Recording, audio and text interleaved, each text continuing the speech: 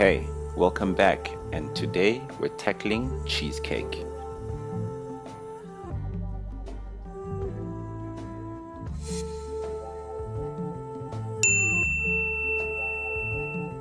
I've personally never made cheesecake before.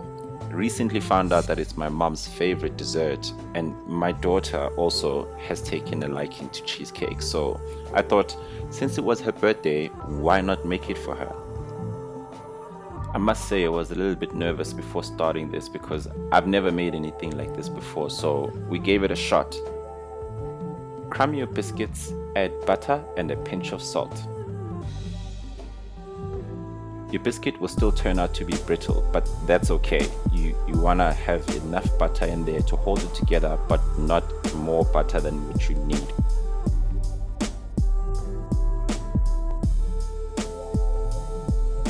Grease your pan, pour in your crumbing and press it down to make a nice strong base.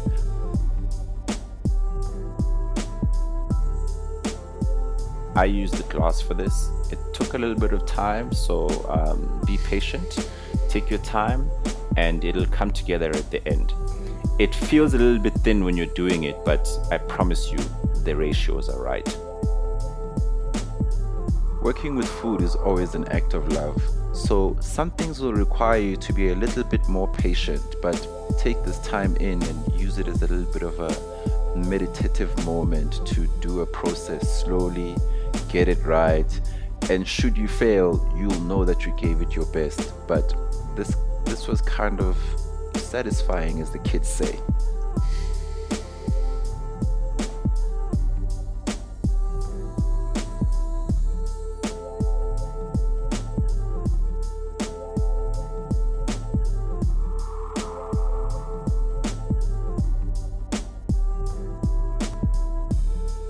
Once you're done making your base, cover and refrigerate.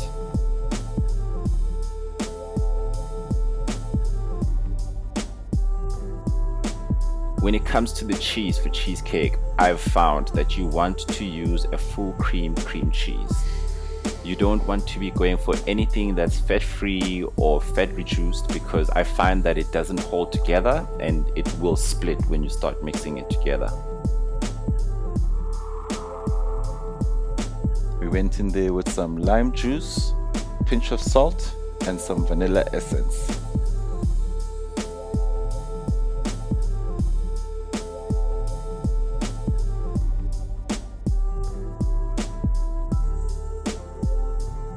If you're using a mixer, you want to do this on low. You can whisk this by hand, it does take time.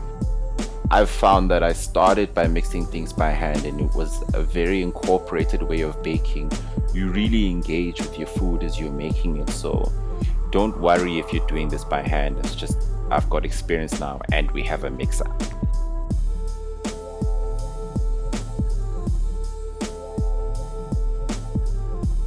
Mix this well. You want to take your time with this because it will take some time until it comes together.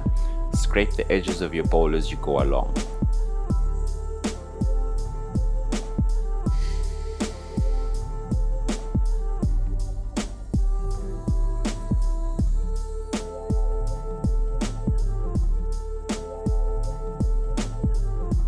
Once your cream cheese is mixed, start adding your full cream. You want to do this in bits because it will get splashy and a little bit messy, but if you do it slowly, you should be fine.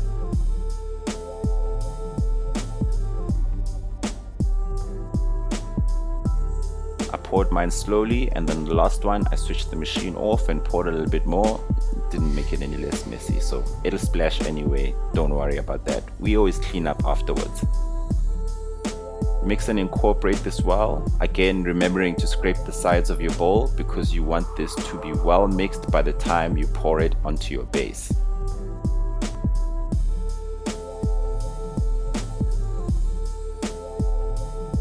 Once it's mixed, it should be thick, creamy and smooth, shiny to the look. You know you're winning.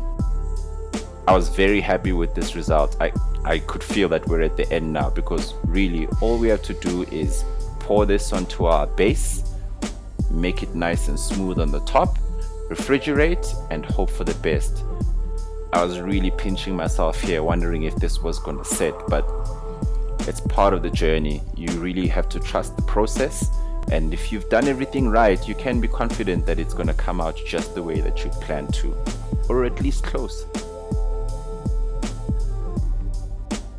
Smooth out your top, cover with some Glad wrap or a plate, and refrigerate for 2 to 4 hours.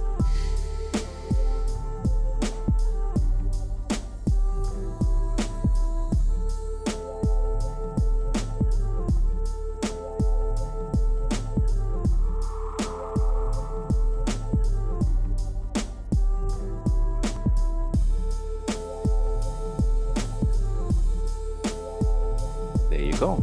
It's wrapped. We're going to put this in the fridge and give it a couple of hours and check it again. I found that mine was still not really ready after about 4 hours, so we let it sit there overnight, and we had some breakfast cheesecake.